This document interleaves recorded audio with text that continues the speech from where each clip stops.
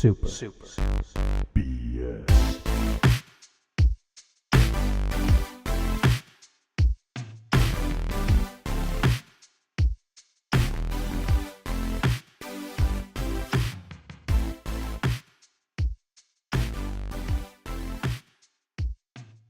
What's up, guys? Josh here from the Super BS Gamescast, as well as the Pop Culture Cosmos show on the Podcast Radio Network. I'm coming at you with my review of the game Maize, created by Finish Line Studios, a Toronto-based studio that is responsible for the remaster of Cell Damage, a little game some of you guys might remember as a vehicular combat game that looks half Borderlands, half Twisted Metal. It was fun, but forgettable.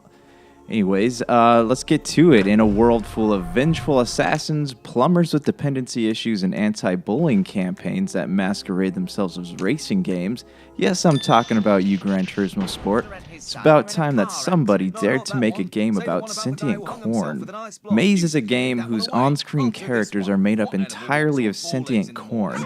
Oh, and an annoying Russian teddy bear, but we'll come back to this. Let's talk about this unique adventure that takes place in the American heartland, where if you see a large farm in the middle of nowhere, chances are there's a large government-funded laboratory hidden several feet beneath it.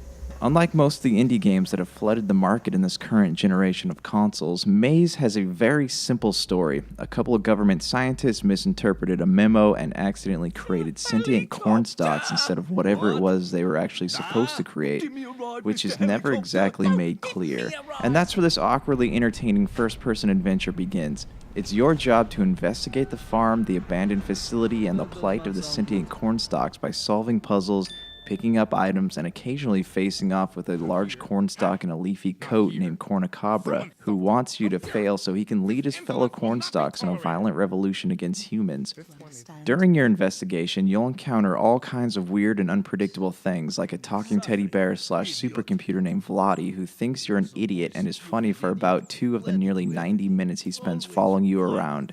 There's also a side story told entirely with blue and pink sticky notes that chronicle the rise and fall of the 2 idiot scientists who ran the underground facility named Bob and Ted. To make a long story short, they ran out of funding because they squandered all of their money on large statues of themselves, lobbies they bought in bulk, and advertising materials for a resort / theme park.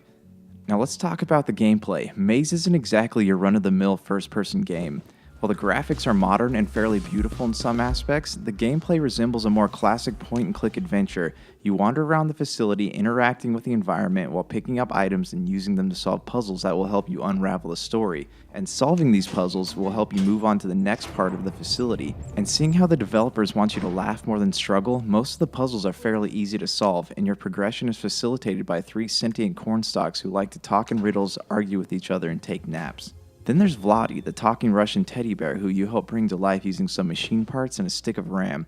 He's sort of an asshole and he verbally abuses you constantly, but he does prove to be useful when it comes to opening doors, crawling through vents, and scaring away Cornucobra. And if you ever find yourself stuck, each of the items you pick up has a clue about what you're supposed to do with it. That being said, there's so many great things about this game. Before I go on, I'll be completely honest for a minute. When I was asked to review this, I wasn't exactly thrilled about it. Gaming season has officially started, and I have Assassin's Creed Origins, Super Mario Odyssey, and Wolfenstein 2 still in their wrapping and sitting on the shelf next to my consoles. So it's kind of like torture playing another game and not being able to play those. But if you couldn't tell, the gaming scene is about to experience a renaissance of sorts, with large studios causing the collapse of AAA gaming in our bank accounts by filling games with loot boxes, unavoidable multiplayer, and in-game purchase options. The future of video games may very well rest in the hands of indie developers. And if Maize is any indication of the quality we're going to get, the future is in good hands. Anyway, I digress. Maize's simplicity is one factor that works heavily in its favor. By keeping the plot a mystery and revealing it little by little through optional and unavoidable interactions, the developers are able to take a game with very few in-game mechanics and keep it interesting to the very end. The graphics are also worth being mentioned.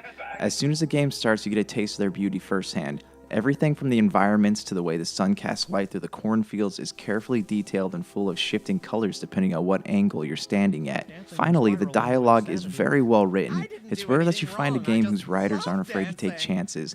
Maize does a good job of taking random and occasionally awkward topics and ideas and using them to develop both the characters and the narrative as a whole. To put it simply, it's funny. As for the bad, well, the flaws in this game are few and far between, the main one being how annoying Vladdy the talking Russian teddy bear is, though I guess he sort of redeems himself in the end. Other than that, the loading times when moving from one area to the next are almost Skyrim bad, as in it sometimes takes over a minute for the next area to load, and you can be left wondering if the game froze. Then there's the soundtrack. I get that the game is supposed to have a Monty Python X-Files vibe to it, but the music does very little to facilitate the mood of the game and sounds like it was done entirely on a synthesizer using only 3 or 4 notes. Alright, so as a whole, Maize is an entertaining experience and completely worth the $19.99 it costs to play it, though some might argue that because the game itself is only 2 or 3 hours long, depending on how much time you spend exploring, it should be less. On the plus side of that argument, it never once feels like it needs to end or outstays its welcome. If anything, it shows you that not all good games have to take weeks to beat and require DLC to give you the complete experience. Finish Line Games has done an amazing job with Maize and has proven that comedy and fulfillment can easily exist in the same game without feeling like a low-budget Will Ferrell movie. Thanks for watching my review and listening to me talk. If you like this review and you want to hear more from me and my buddies over the Super BS Gamescast, please check us out on iTunes. We have new episodes up every other Monday, and you can also check it out on the Pop Culture Cosmos show every Monday and Wednesday on the Podcast Radio Network. Super. BS.